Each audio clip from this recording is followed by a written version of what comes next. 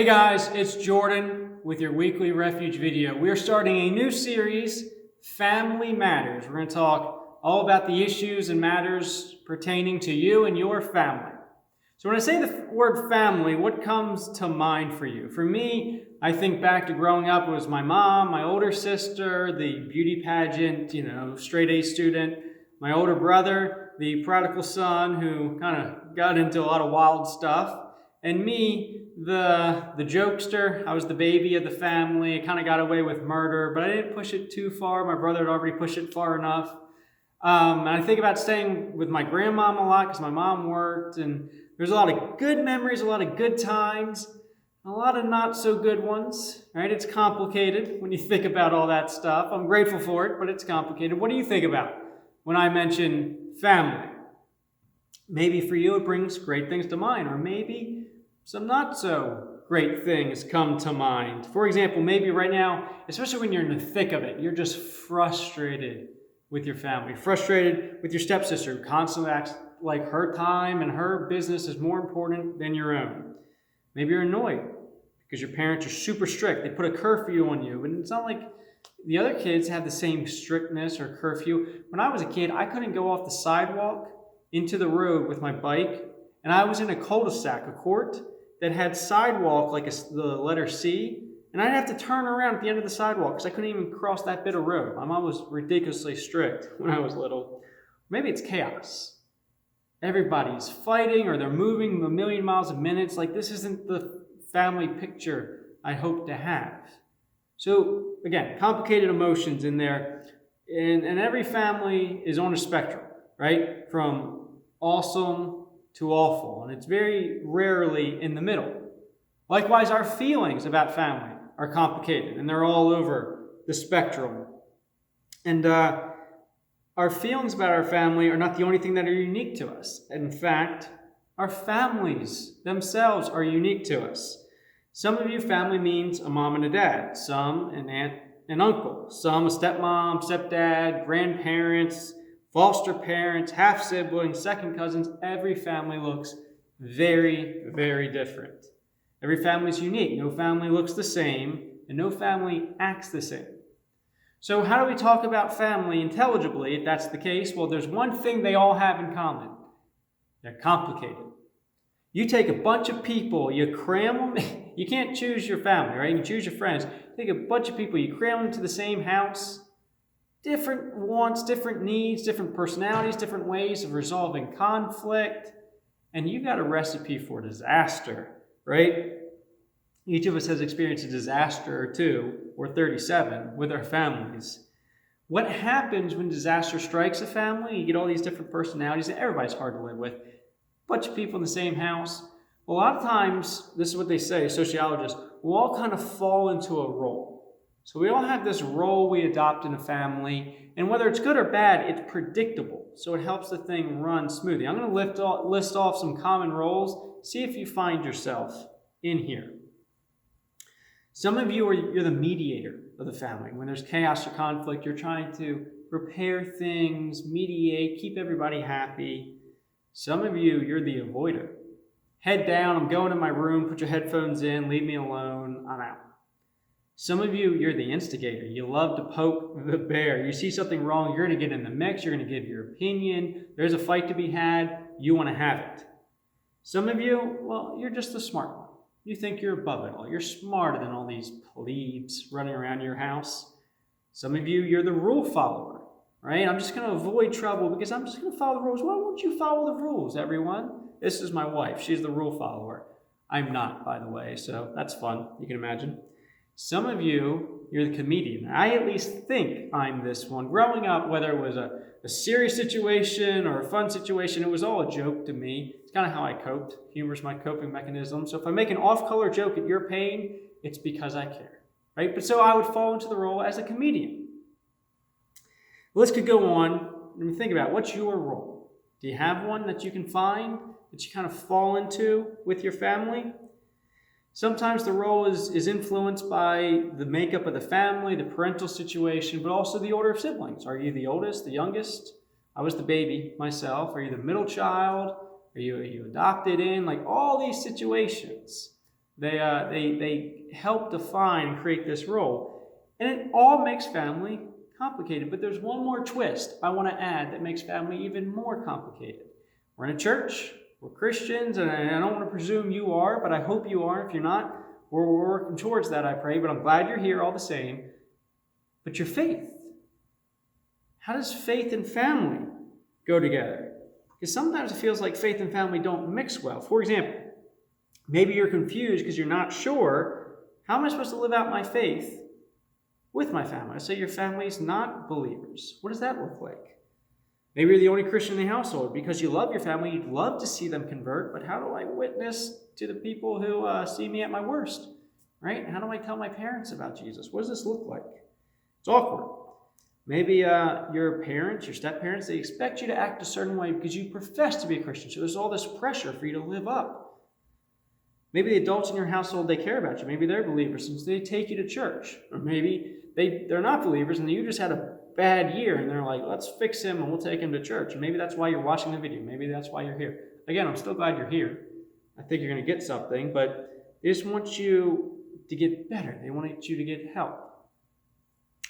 Maybe your faith is starting to look different than your parents. Say you all have faith, you grew up, but they've got certain views on the open-handed issues of Christianity, or God forbid the closed-handed issues like Jesus is God and all that kind of stuff. And you're starting to see things a little differently. And that causes some core tension in the household. Maybe you're questioning, does faith even affect family at all? Because we've been doing this faith thing ever since I can remember. My family, we're believers, we go to church 6 times a week, whatever it may be. And we still fight all the time. There's still tension. There's still drama. Is this thing even working? Is it helping at all? Is it solving any of these problems? For a lot of us, faith can feel like one thing. And family, it can feel like another. And they feel totally separate. And that, can they help each other? Can they change each other? Do our families even collide? Should they? Should we try? And if so, what does that even look like? Again, lots of complication around family. Well, there's one core foundational truth that we'll get from our Bibles, get from Jesus, that I think will solve so much of the complication. We're going to go to our Bibles and hear it. All right, so I want to look at a passage in the book of John. So at this point, Jesus has been living, hanging out with these disciples for 3 years. Traveling, sleeping outside, camping, staying at inns, getting in fights, getting in other issues with the Pharisees and people against him. Demons, chaos, right? This kind of stuff binds people together. So at this point, they weren't just friends. They became a little family. Well, in John chapter 13, this is the night Jesus is arrested. This is the night before Jesus is killed. And we have Jesus having his final meal with his disciples, his friends, his family. And to make it complicated, none of them knew this was his final meal, but Jesus did. So you can imagine how he must have felt. This is what it says in John chapter 13, verse 1. It was just before the Passover festival. Jesus knew that the hour had come for him to leave this world and go to the Father. Jesus knew he was going to die in the morning. Having loved his own who were in the world, he loved them to the end. This is Jesus. This is so cool. Just like you love your complicated family, right? Jesus loved his disciples. Even though he knew one of them was going to betray him, they were going to run away, he was going to deny me 3 times, Jesus still loved them. And knowing his time was coming to an end, in those moments, think about like a friend's moving away or the passing of a loved one. In those final moments, you do and say things that matter.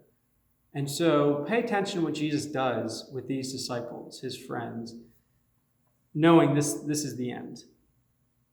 In verses 3 through 5, Jesus knew that the Father had put all things unto his power. Jesus was King of Kings, Lord of Lords. And that he had come from God. Jesus came from heaven and he was going to return to God. So with that context, it says, so he got up from the meal, took off his outer clothing, his coat, wrapped a towel around his waist. After that, he poured water into a basin and began to wash his disciples' feet, drying them with the towel that was wrapped around him. Now you think this sounds awkward. It is, but it's even more awkward to the disciples. Imagine in that culture walking around in sandals, mud, animal feces everywhere. Feet got nasty. And so feet washing was common, but it was not done by people in authority. The lowest on the low, the lowest servant of the household, he got the nasty job of washing people's nasty feet. And Jesus, who's a teacher, who has authority, who we know is King of Kings, Lord of Lords, God who made everything. Everything was made through him and by him. So it's made for him, so he would have preeminence. This is who we're talking about. And the verse even says, because this is who Jesus is, because he's King of Kings and Lord of Lords, he got down and washed their feet. Why would he do that? Why would he put himself in the position of a servant and wash their feet? The disciples didn't know how to respond to this crazy act of kindness and service. So Jesus looks at them and he explains to them, again, I know one of you guys are going to betray me. I know you're going to leave me. And there's a lot of complicated emotions going on right now. This is a weird moment. But let me tell you something. Listen to what he says. This is key. A new command I give you. Love one another. As I have loved you, so you must love one another. By this love, everyone will know that you're my disciples if you love one another. As Jesus is down there washing their feet, they don't know what to do. He says, I'm doing this to teach you something. Serve each other. Love one another. Jesus is saying, remember, see what I'm doing right now? Acting like a servant, washing your feet. See how I'm humbling myself? He says, I am more important than you. I am better than you in every way, infinitely.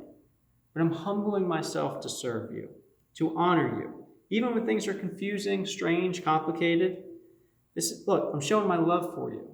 And I want you to see that even when it feels awkward, I'm going to love you.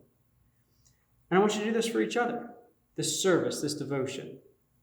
By showing that kind of love to each other, everyone around you is going to know you're my disciple. In other words, how will people know that you're a Jesus follower, especially in your household? What's going to show the people closest to you that you follow God? What will people around you see that tells them about your faith? Jesus is saying it's really simple. Love. And love is seeking the betterment of the other. So whether it's your mom, your dad, stepmom, stepdad, aunt, uncle, grandmom, brother, sister, stepbrother, it doesn't matter. Love them. Seek their good. Think about what they need and serve them. Love them. Seems like something Jesus would do and say if you know anything about Jesus. But again, the fact that he said it after washing their feet in this context, the fact that he knew they would betray him, it just takes it to another level. This is the same Jesus, by the way, who when he was nailed on the cross, dying for our sins because he loves us that much, he looked up at the Father and said, hey, Dad, forgive them for killing me right now. Don't hold this against them. Please forgive. This is Jesus. This is what he does. He's telling us to do the same thing. You say, I don't know you don't know what they did to me. Jesus is saying, doesn't matter. Because I know what they did to me and I still love them. That's what you're supposed to do. We're to love. Your friends, your teachers, strangers, your family, they're going to know you're Jesus' follower by the way you love. In the middle of a kindness that you feel was unappreciated or misunderstood, Jesus says love. In the middle of a betrayal, Jesus says love. In the middle of being denied, Jesus says love. In the middle of unfairness, Jesus says love. Why? Demonstrating love in difficult times, it will change you. It'll make you more like Jesus. And we say every week, that's why we do this. That's why we're here. That's why you watch this video, to become more like Jesus. God wants to use your family, the good and the bad, to change you to be more like Jesus. Because love is what matters most. It's the currency of heaven. It's what's going to let people know about your faith. It's going to draw people to God. It's going to make you more like Jesus, which is the end goal. So what does it look like to love in the middle of a complicated family situation? The Apostle Paul, he wrote the love chapter. And so I'm going to read this. I want you to latch on. There's going to be a few words in here. Which one do you think you need to bring to your family? In 1 Corinthians 13, 4 through 7, love is patient. I mean, right there. I need to work on that one. I got a 4-year-old who's starting to disobey and I'm losing my patience. Love is patient. Love is kind. It does not envy. It doesn't boast. It's not proud. It doesn't dishonor others. It's not self-seeking. It's not easily angered. Again, Jordan, work on that one. It keeps no record of wrongs. Love does not delight in evil, but rejoices with the truth. It always protects, always trusts, always hopes, always perseveres. Here Jesus asked Paul, hey, what does faith look like in the context of my family? This complicated family, they look at you and they say, let your faith in Jesus move you to love the people you live with. Remember, love is patient, love is kind. Love in a way that honors the people around you. Love in a way that's slow to anger, that doesn't keep a record of wrongs. In other words, if you want your faith to help your family, show as much love as you can. Love never fails, Paul goes on to say. When it comes to your faith and your family, love matters most. Now, I've got a family and they still drive me nuts. All right? I'm sure I drive them nuts. So I know telling you to love in this way to the people closest to you, you see every day, you share a bathroom with, it's overwhelming. And so start small. Start with one of these things. Like, which word did you focus on? Is it kindness, patience, being slow to anger, whatever it was? Start there. Go read 1 Corinthians 13. Again, verses 4 through 7 is what I read. Pick one and start there. And loving this way, it doesn't make you a doormat. In fact, this is harder to do than not loving. This makes you strong. This makes you like Jesus, who was by no means a doormat. He says, I'm laying my life down for others. Nobody's taking it from me. Don't get me wrong, Jesus says. I could whoop every single one of you without blinking. But I'm laying my life down because I love you. Pick one of these things. Ask God to give you the power to start demonstrating it with your family. Be amazed at the difference it makes for them, for you. Could mean that you start being more patient with your parents when they ask you to do something that you don't want to do. You could be more kind to your siblings when they're driving you crazy. Be patient, be kind. It could be being a little less arrogant when you think you're right or you know something that they don't know.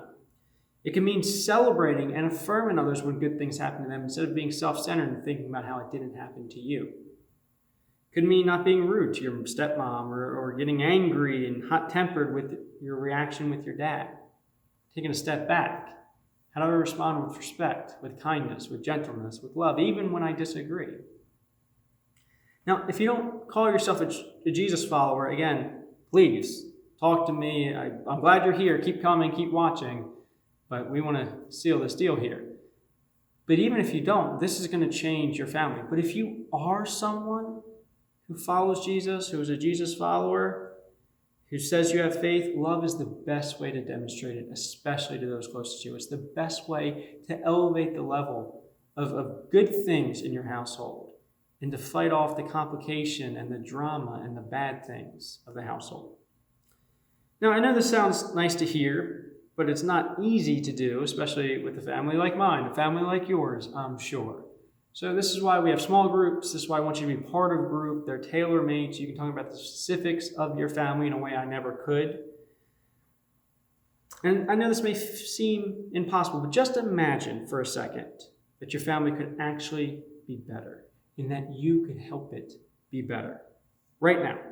Imagine if your faith could actually grow you, could demonstrate your love to your family, grow them, grow their faith, grow the household. It's possible. This is what Jesus says to do, and I've seen it done. I've done it myself.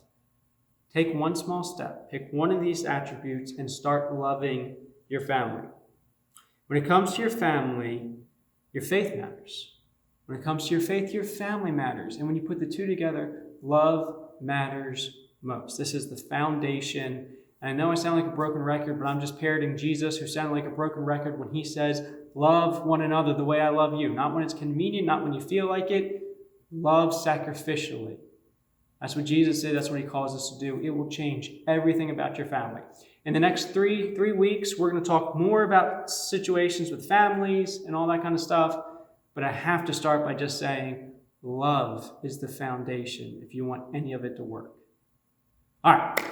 That's what Jesus has to say, and I'm so grateful for it because it's changed my life, and I'm sure it'll change yours. Trust it. Take a step forward in faith and love.